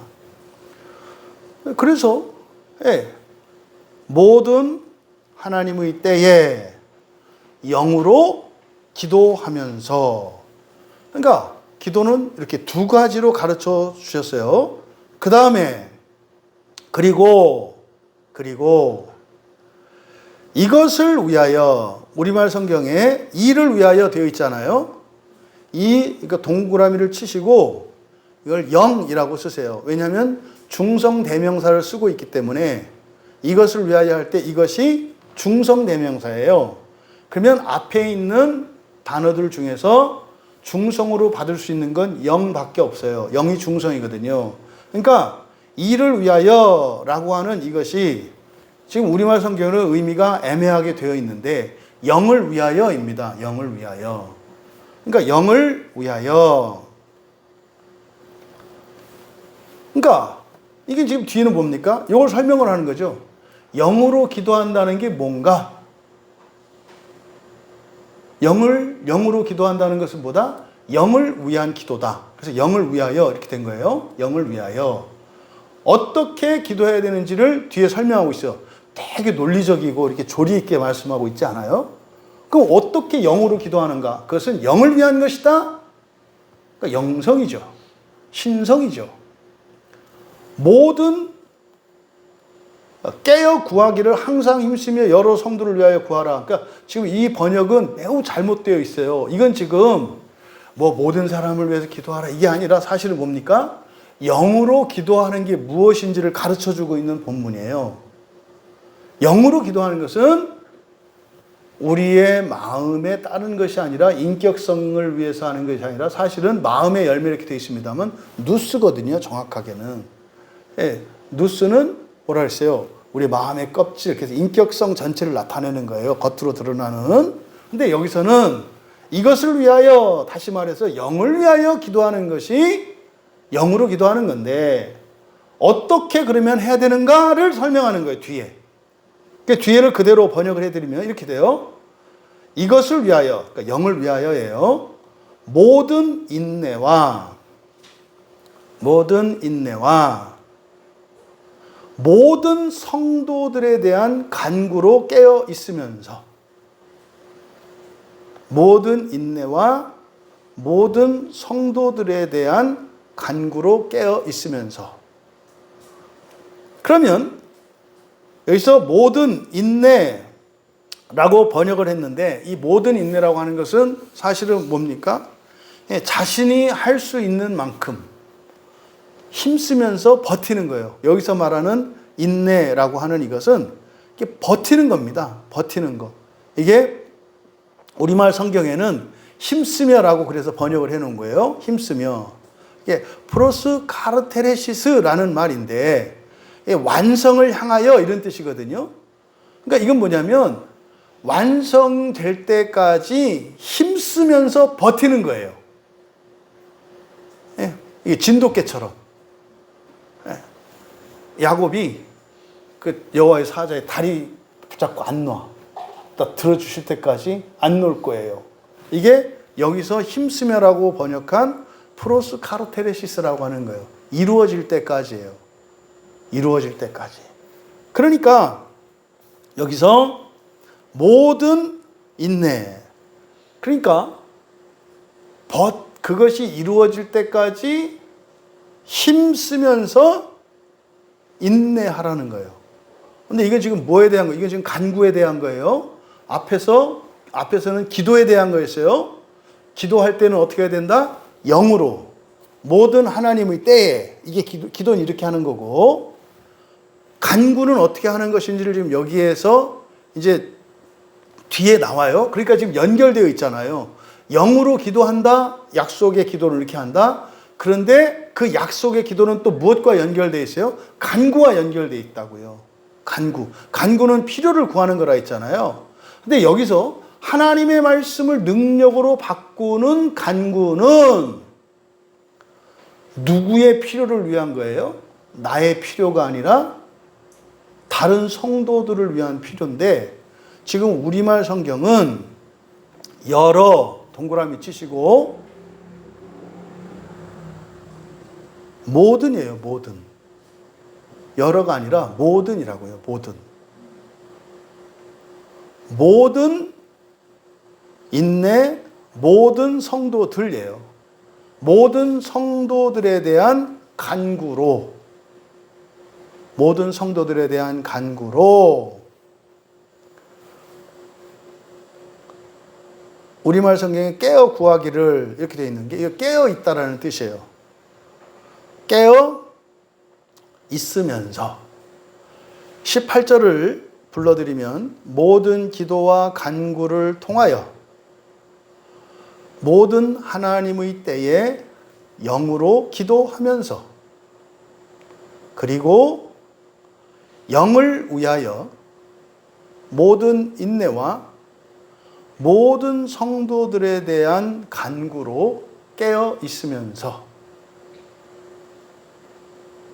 어떻게 해라? 하나님의 말씀을 가지라 이렇게 되는 거야. 그러니까 하나님의 말씀을 가지는 수단이 기도와 간구래요. 성경을 우리에게 주셨고 여러분이 설교를 듣고 저도 또 설교를 준비하면서 하나님의 말씀을 공부하고 믿고 깨달아요. 근데 그것이 나의 것이 되기 위해서는 기도와 간구가 절대적으로 필요하다고 말씀하는 거예요. 그때 기도는 어떻게 해야 되고 간구는 어떻게 해야 되는지를 지금 가르쳐주고 있다. 그러면 모든 성도들에 대한 간구라 그랬잖아요. 그러니까요, 이때 필요는 물론 나도 포함되겠죠. 모든 성도니까. 근데 사실은 나보다는 공동체의 모든 성도를 이야기하는 거예요. 그러니까 모든 성도들의 필요를 위하여 기도할 때, 간구할 때, 그리고 모든 하나님의 때에 영으로 기도할 때 하나님의 말씀이 나의 능력이 된다라고 18절에서 말씀하신 거예요. 그다음 깨어있으면서라고 하는 것은 뭡니까? 중단하지 말라는 거예요. 중단하지 말라요. 멈추지 말고 지속되어야 한다. 그럼 여러분, 간구가 지속된다 할 때 간구가 지속되는 건 뭡니까? 이루어질 때까지 계속 하는 거겠죠. 또 약속의 기도도 마찬가지로 그 약속이 주어질 때까지 계속해야 되겠죠. 그럼 보세요. 구체적인 내가 기도하는, 내가 붙잡고 있는 약속이 있어야 할 것이고, 내가 간구하는 성도들의 필요가 있을 거 아니에요. 이거를 잊지 않아야 기도를 멈출 수가 있는 거예요. 근데 이걸 다 까먹으면 어떻게 돼요? 이걸 기도를 계속 했다 안 했다 마음대로 한다 이 말이에요. 약속이 성취되고 내가 구한 것이 이루어질 때까지 끝까지 기도하라는 거예요.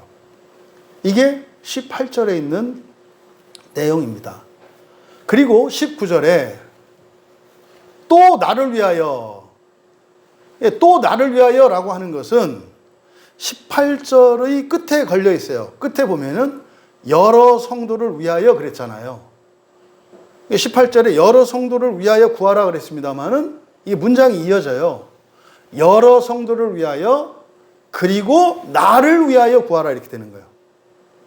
그리고 나를 위하여. 그래서 여기는요, 성도들을 위한 것과 나를 위해서 하는, 그러니까 성도들을 위한 게 아니에요. 우리말 성경은 성도를 위하여라고 되어 있습니다만 성도들에 대하여예요. 여기는 페리라고 하는 전치사를 쓰고 있거든요. 성도들에 대하여, 성도들에 대하여고, 그리고 19절에서 나를 위하여 할 때는 요거는 위하여예요. 이거는. 그러니까 간구를 할 때 두 가지가 있어요. 모든 성도들에 대한 간구가 있고 말씀의 사역자, 사명자를 위한 간구가 같이 가야 된다는 것을 말해요. 그러니까 여러분들은 정말로 여러분들이 하나님의 말씀으로 여러분의 능력 삼기 위해서는 여러분들이 해야 되는 기도, 기도와 간구가 있는데 영으로 하는 기도, 그리고 모든 성도들에 대한 간구, 그러니까 뭡니까? 모든 성도들의 필요에 대한 기도인 거예요. 거기다가 또 뭐예요? 여러분에게 말씀의 사역자는 1차적으로는 여러분의 담임 목사인 저이겠고 이 땅의 목사들 모두가 말씀의 사역자들이잖아요. 그러니까 말씀의 사역자들을 위한, 이 말씀의 사명자들을 위한 기도가 있어야 한다는 것을 가르쳐 줘요. 그러니까 여러분이 하나님의 말씀을 가지고 영들을, 악한 영들을 물리칠 수 있는 힘을 가지게 되는 일들이 일어날 때 동시에 어떤 일이 일어나겠어요? 말씀의 사역자들도 같이 은혜를 받고 강건해지는 일이 일어나겠죠. 그러니까 성경이요, 완벽주의예요. 정확하다니까요. 대충 뭐 이러지가 않아요. 그래서 지금 19절에 나를 위하여라고 하는 말은 18절에 그 사이에 들어가 있는 거다. 그래서 성도들에 대한 간구, 그리고 나를 위하여 이렇게 되는 거다 이 말이에요. 그러면 이제 그 뒤에 나를 위하여 기도해야 될 내용이 무엇인지, 다시 말해서 나의 필요가 무엇인지를 바울 사도께서 알려주는 거예요. 나 이런 게 필요해. 나의 기도 제목이죠. 개인의 기도 제목. 나를 위해서 이걸 필요해줘. 그러니까 나를 위해서 간구할 때 나의 필요가 이거야 라고 가르쳐 주는 거예요. 그러면 이게 이제 우리말 성경에서 그냥 나를 위하여 구할 것을 위해서 18절과 연결고리가 끊어져 있단 말이에요. 이게 끊어지면 안 돼요. 핵심은 뭐예요? 17절의 마지막 전신갑주의 공격 무기인 하나님의 말씀을 가지는 것의 연장선상에서 이해해야 돼요. 그러니까 기도해라 이런 내용이 아니에요. 너희들이 말씀의 능력을 갖기를 원하냐?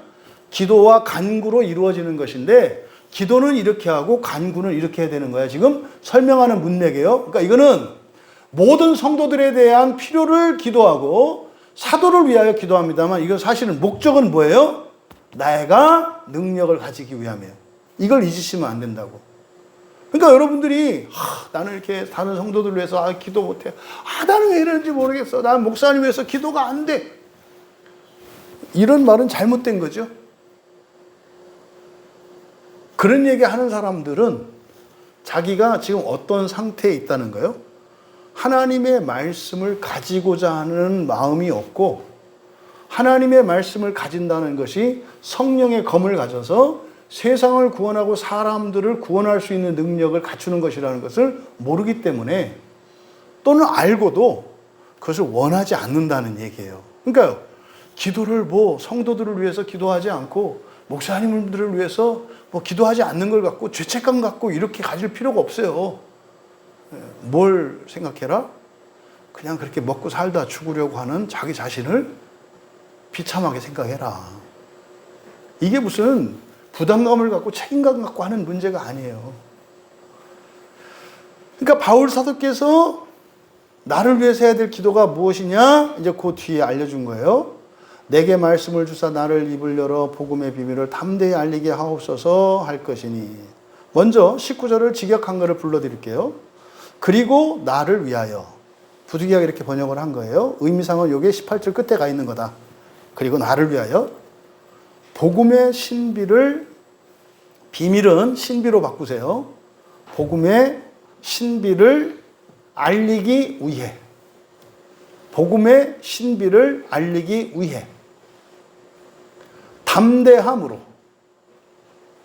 복음의 신비를 알리기 위해 담대함으로 나의 입의 열림에 말씀이 나에게 주어지도록. 나누어서 살펴볼게요. 복음의 신비를 알리기 위해. 그러니까 복음의 신비를, 복음을 신비라고 말하고 있어요. 신비는요, 사람들이 이해할 수 없는 거예요. 신비는 믿음으로만 받아들여야 하는 거예요. 이해가 되면 그건 신비가 아니에요. 오늘날 심각하게 지금 이 기독교 안에 은폐되어진 것이 신비가 감춰졌는데 왜 감춰졌냐면 신비는 이해할 수 없고 이해될 수 없는 거거든요. 근데 요즘 사람들은 이해되지 않는 것은 믿지를 않아요. 무슨 말이에요? 믿음이 없어졌다는 얘기예요. 신비라는 건 원래가 이해가 안 되는 거예요. 아니 그게 왜 그렇게 돼요? 이해가 되지 않는 게 신비예요. 여기서도 그랬잖아요. 왜 하나님의 말씀을 가지는데 그게 기도와 간구를 통해서 그렇게 돼요? 이해가 안 되는데요. 이해를 시켜주세요. 그건 이해의 영역이 아니라 신비의 영역이라니까요. 어떻게 사람이 하나님의 말씀을 가지고 하나님의 능력을 가지게 돼요? 이 자체가 이해되는 게 아니에요. 사람이 어떻게 하나님의 능력을 갖냐 이 말이에요. 그 자체가 신비지. 근데 이걸 자꾸 비밀이라고 하니까 이상한 이단 사이비들이 나오는 거예요. 나는 이 비밀을 알았다. 그래서 정확하게 설명한다. 이렇게 설명하는 순간 그건 신비가 아니라니까요. 그러니까 지금 우리나라의 교회에 지금 들어와 있는 심각한 문제가 무슨 교단, 정통 이단 할 것 없이 공통적인 문제가 뭐냐면 신비를 없애버렸어요. 근데 그 원인이 뭐다? 성경에 신비를 비밀이라고 번역을 해놨기 때문에. 그래서 저 신천지 같은 데서는 내가 그 비밀을 풀었다고 난리 아닙니까? 다 비밀을 풀었대. 그러니까 무슨 사람들이 풀지 못하는 어떤 방정식이 있는 줄 알아요. 그 얘기가 아니라고. 신비는 말입니다. 최고의 신비는 뭐예요? 하나님이 사람 되신 거고요. 사람이 하나님 되는 게 신비예요. 그거는요, 그냥 믿음으로 받아들이는 거예요.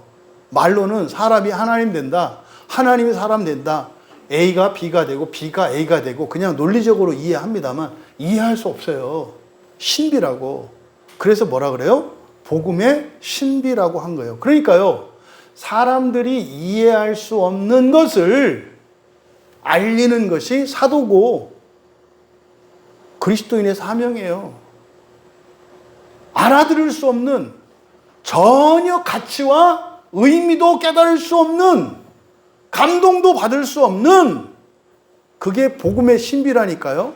복음이 이해가 돼. 그거는 진정한 의미의 복음이 아니라 복음의 효과들이죠. 복음의 효과들은, 복음의 열매, 복음의 효과들은 우리가 만질 수 있고 경험될 수 있는 거기 때문에, 그러니까 복음의 신비를 전하는 게 아니라 뭘 전해요? 복음의 효과를 전한다고. 그러니까 복음이 없어져요. 뭐예요?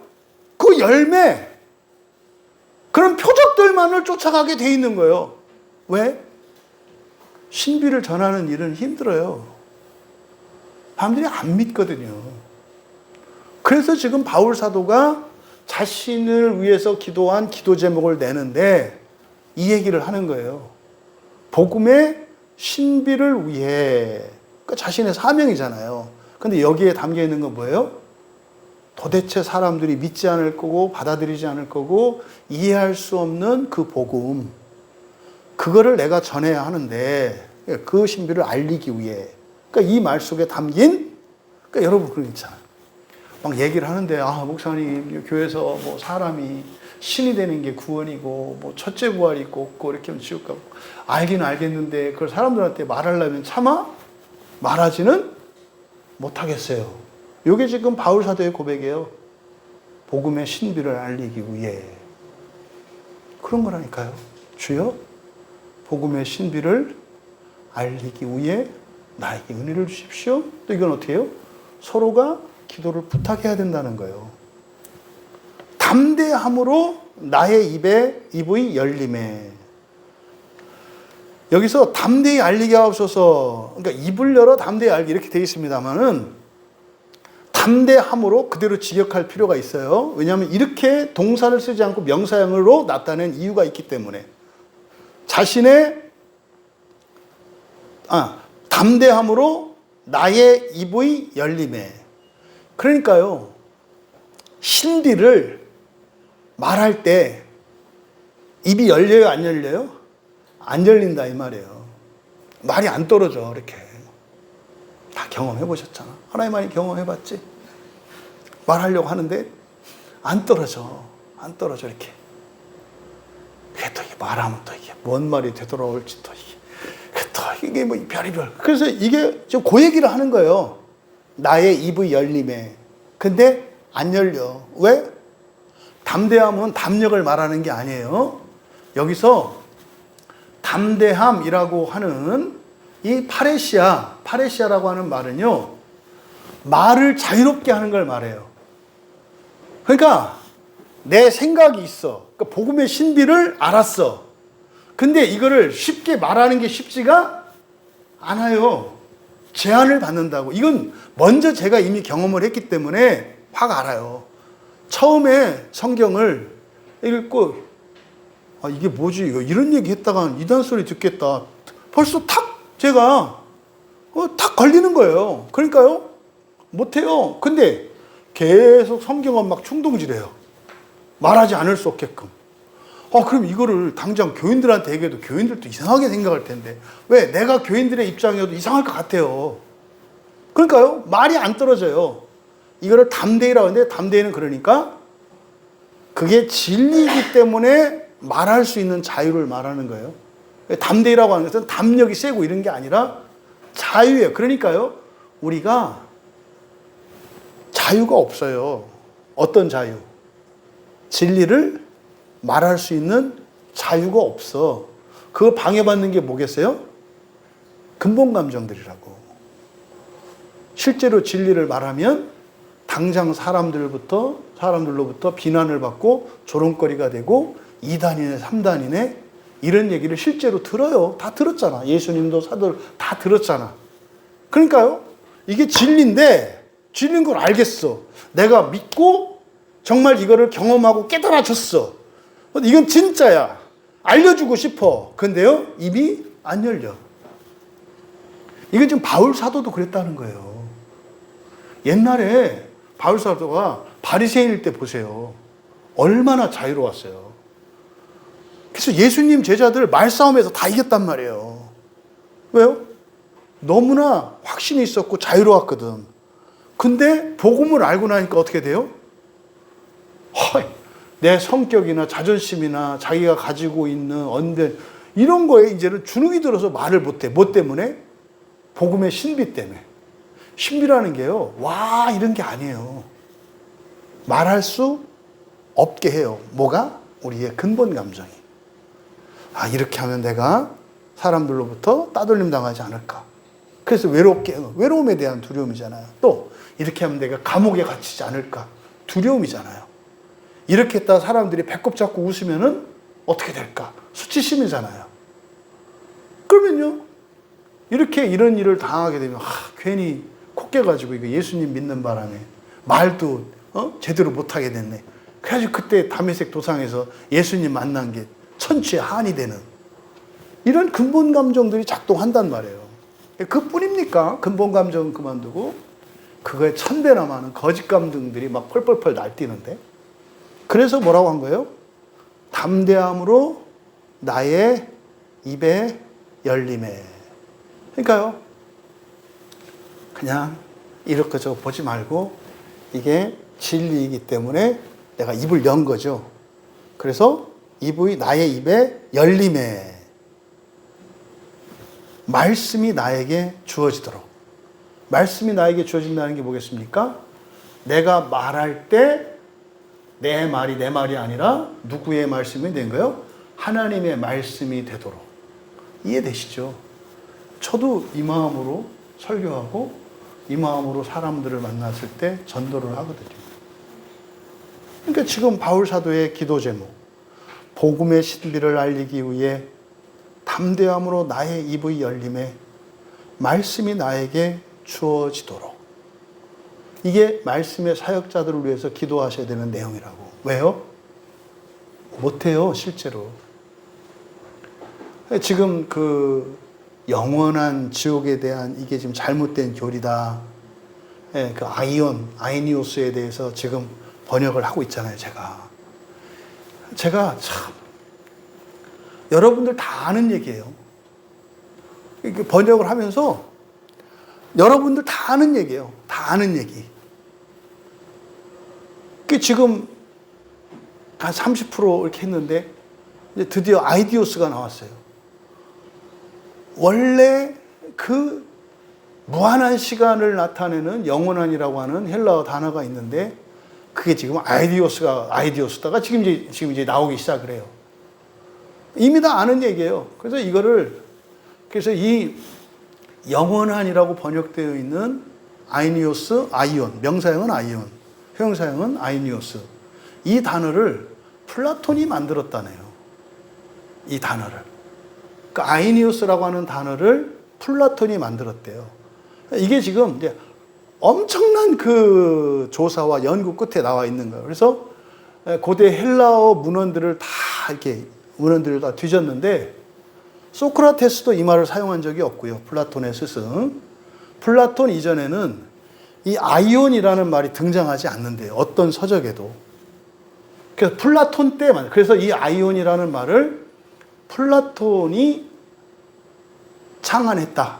이렇게 이야기를 하더라고요. 이거는 이제 그 연구의 작업 결과를 통해서 나온 거예요. 그래서 이제 쭉 나오거든요. 구약성경, 신약성경 막 대조하고 하는데. 그러니까 이러한 그 하나님의 복음의 진리라고 하는 것이 얼마나 세상이 가려져 있는지 몰라요. 그러니까 지금 성경이 그렇게 써 있는 것도 이거 잘못 번역됐습니다. 이렇게 이게 진짜입니다라고 말하는데도 온갖 비난과 이런 음해를 받는데, 네? 교회 안에서 말이에요. 그러면은 복음을 알지 못하는 사람들에게 신비인 복음을 전할 때 입이 안 떨어진다 이 말이에요. 그것 때문에 바울 사도도 뭐 했다? 괴로워했다고요. 떠는 입새에 괴로워한 게 아니라 앞에 사람이 올 때 나는 떨었다 이렇게 얘기하는 거예요. 왜?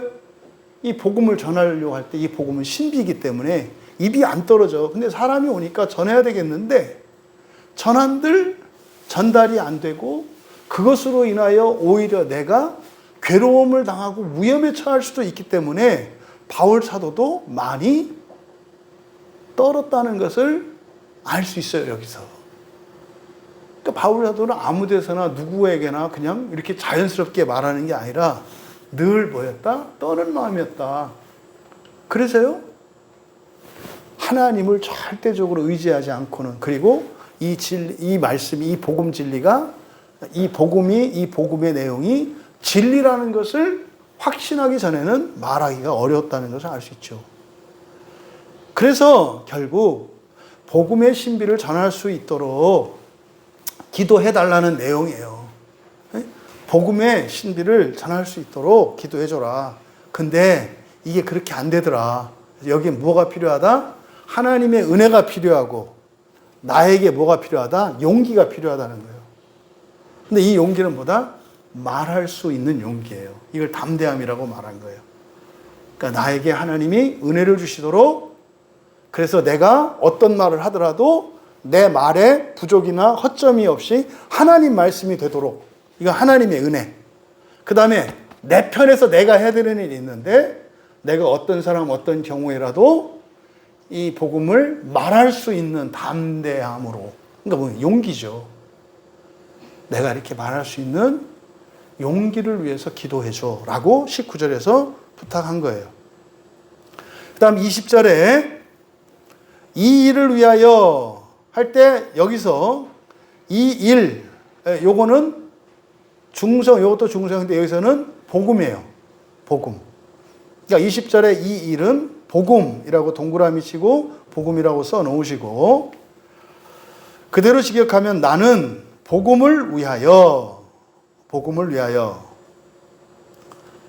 쇠사슬의 맹인 사신이라고 번역되어 있는데 이 사신이 프레스비오라는 말이거든요.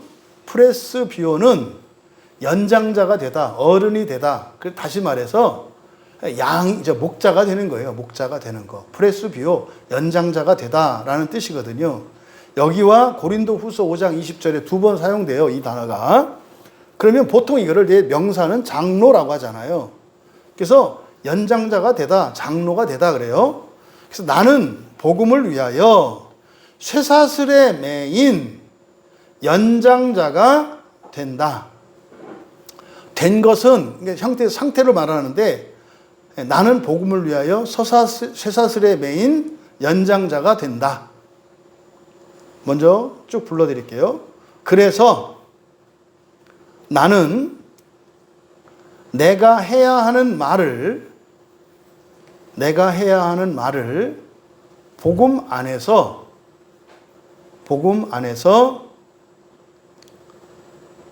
담대하게 말하게 될 것이다. 수동태를 쓰고 있어요.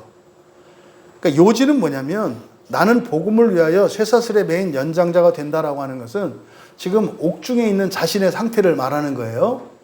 근데 이게 감옥에 투옥된 것, 죄수가 된 게 타의에 의한 게 아니라 뭐라고요? 자기 스스로 그렇게 되었다라고 말한 거예요. 근데 스스로 내가 죄수가 되어서 감옥에 갇힌 것은 무엇을 위한 거다? 복음을 위한 거다라고 말하는 거예요. 복음을 위하여 스스로 감옥에 갇혔다, 이렇게 얘기를 하는 거예요. 그러니까 내가 지금 감옥에 갇힌 것은 무엇을 위해서? 복음을 전하는 사명을 감당하기 위해서 일부러 내가 죄수가 되었다라고 말을 하는 거예요. 그래서 결과입니다. 그러니까 이 결과니까 이건 여기서 이제 목적으로 해석할 수도 있고 결과로 해석할 수도 있는데 이게 컴마가 찍혀 있으면 계속적용법으로 결과로 돼요. 그래서 쭉 이어지거든요. 나는 내가 해야 하는 말을 복음 안에서 담대하게 말하게 될 것이다. 그러니까 수동태예요. 담대하게 말할 것이다가 아니라 말하게 될 것이다. 그럼 지금 20절에서 말하는 게 뭡니까? 내가 복음의 신비를 말하는데 어떤 사람들한테 이렇게 말할 때도 있는데 어떤 사람들한테는 말 못하고 내가 말을 못하게 꺼내는 경우가 있더라고. 그래서 그냥 내가 아예 죽기로 작정하고 그냥 감옥에 갇힌 거야. 그 이미 죽을 각오로. 그러면 아주 갈고리를 내 코에다 딱 걸어야 내가 담대하게 말하게 될 것 같더라 라고 얘기를 한 거예요. 그러니까 지금 에베소서 6장 20절에서 바울 사도의 그 마음을 여러분들이 마음 기경을 해보면 많은 내용들 여기에 쓸 수 있어요. 감옥에 갇힐 때까지, 그리고 이런저런 했던 고민들, 두려움들, 또 그 마음속에 복음을 전하고자 하는 그 간절한 열망. 근데 어떤 사람들한테는 전할 수 없어. 그래서 아예 그냥 내가 죽기로 작정하고 일부러 감옥에 갇혀서, 이건 예수님이 십자가에 내어주시는 것과 같죠. 빌라도의 법정에 일부러 서시는 것과 같아. 왜? 복음을 전하기 위해서. 그러니까 이제 아마 바울 사도는 예수님의 그 마음을 이렇게 느꼈을 것 같아요. 그래서 스스로 감옥에 갇힌 이유를 정확하게 설명하고 있는 본문이 바로 6장 20절 말씀이에요. 그러니까 사실은 뭡니까? 로마 황제와 고관 대작들에게는 사실은 이걸 전할 수가 없고, 그렇게 안 되겠더라, 이거 두렵더라 이 말이에요. 말이 안 나오더라 이 말이에요. 그래서요, 그냥 내 한 목숨은 던져버렸고 죽기로 작정하고 그냥 감옥에 나를 가둬버렸어. 그러면 내가 그렇게 하게 될 거야, 이런 거예요. 이렇게 해야 그렇게 될 거야. 그러니까 세상에 대한 미련, 어떤 염려, 이런 모든 것을 다 없애면, 사람들이 마지막 자기 목숨을 걸 때가 이 상태예요. 여러분, 나라를 위해서 목숨을 이렇게 기꺼이 내놓는 군인들 있잖아요. 그때 이런 심정이거든요. 뭐요? 그냥 던지는 거예요. 조국을 위해 이한 목숨 바치리라고 하는, 이게 말입니다. 교회 바깥에 나라를 위하고 가문을 위하고 명예를 위하는 사람들에게도 일어나는 일이에요. 근데 교회 안에서 하나님의 나라와 첫째 부활을 위하여 살아가는 사람들에게는 좀처럼 보이지 않아요? 객관적으로 보세요. 나라를 위하고 가문을 위하고 명예를 위하는 것. 심지어는 로미오는 사랑을 위해서 죽었잖아요. 소설이긴 하지만. 사랑을 위해서도 목숨을 거는데, 우리 가족과 가문의 첫째 부활을 위해서, 하나님 나라를 위해서 목숨을 버리겠다고 결단하지 못하는 우리들을 보고, 우리들이 말하는 부활이라고 하는 그 가치와 영광이 얼마나 하찮게 보이겠는가. 뒷골목의 깡패들도 조직의 보스를 위해서 기꺼이 몸을 던져서 대신 총알바지가 되고 대신 칼바지가 돼요. 뒷골목의 건달들도. 근데 과연 여러분들이 가지고 있는 그 부활의 그 가치와 의미가 과연 얼마만한 가치가 있는가? 여러분의 목숨은 그만두고 여러분들의 작은 그런 고난과 불편, 이런 것보다도 못한 가치로 우리가 잘못 인식하고 있는 것은 아니었는지 돌아볼 수 있었으면 좋겠다라고 말씀을 드리는 거예요. 여러분, 전신갑주는 결국 뭡니까? 방어 능력과 공격 능력 모두를 갖추는 거예요. 그래서 여기서 제시된 진리, 의, 그리고 평화의 복음이 예비된 것. 사실은 평화의 복음이 예비된 거라고 하는 것은 부활이에요. 부활의 약속입니다. 그리고 믿음과 구원과 성령의 검, 곧 하나님의 말씀. 이 6가지로 우리에게 가르쳐 주신 전신갑주. 그런데 여기에서 유일한 공격 무기인 그 하나님의 말씀이 참으로 성령이 검이 되어서 내가 받은 구원으로 만족하고 그것에서 안주하는 자들이 아니라 아직도 그 구원을 모르고 구원의 은혜 안에 들지 못하는 이들을 구원하기 위해서 나아가는 그리스도의 군사가 되기 위해서 반드시 갖춰야 하는 것이 하나님의 말씀으로 나의 검을 삼는 것인데, 그걸 위해서는 뭐가 절대적으로 필요하다? 기도와 간구가 필요하다. 그래서 어떻게 기도하고 어떻게 간구해야 되는 것인지, 이때 기도와 간구는 기도와 간구의 모든 것이 아니라 하나님의 말씀을 나의 검으로 삼기 위한 기도와 간구예요. 오늘 주시는 이 말씀의 교훈이 여러분의 것이 되셔서 진짜로 여러분들이 그 구원의 은혜 안에 거하며 어떠한 이 원수 마귀의 공격과 시험과 유혹에도 해를 입지 않을 뿐만 아니라 오히려 주의 복음의 은혜를 알지 못하는 이들을 구출하고, 아브라함과 같이 말해요. 조카 롯이 잡혀갔을 때 아브라함이 쫓아가가지고 롯과 함께했던 모든 부녀들과 종들과 재물을 찾아왔잖아요. 그것이 사실 하나님께서 찾으시는 주의 일꾼들입니다. 이 전신갑주는 믿음 안에 있는 사람들 누구라도 갖출 수 있는 거예요. 그래서 완전한 전신갑주를 갖추는 이 기도와 간구로 이 세상의 소망의 빛이 더욱 밝아지고 또 여러분의 인생이 보람되고 영광스럽게 되기를 주님의 이름으로 축원합니다. 우리 말씀을 생각하며 함께 기도합니다. 예, 우리는 하나님의 은혜로 구원을 받았습니다. 어쩌면 버티고 살면 되는지도 몰라요. 하지만 인생을 사는 게 이렇게 녹록지 않죠.